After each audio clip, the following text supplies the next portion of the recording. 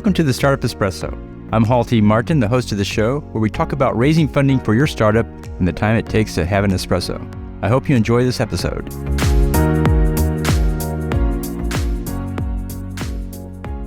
Hello, this is Hall T. Martin with the Startup Funding Espresso, your daily shot at startup funding and investing.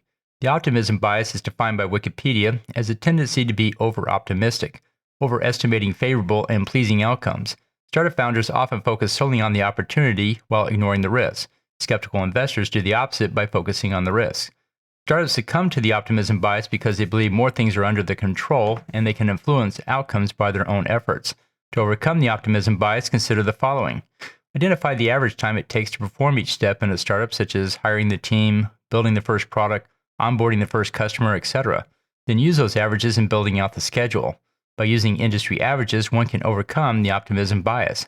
In addition, conduct a pre-mortem with the team in which you ask, pretend we are in the future and the project failed. Ask why it failed.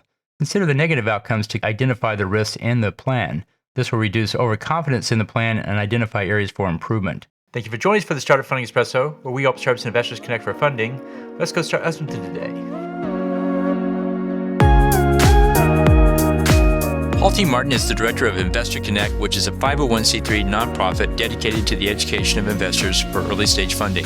All opinions expressed by Hall and podcast guests are solely their own opinions and do not reflect the opinion of Investor Connect. This podcast is for informational purposes only and should not be relied upon as a basis for investment decisions.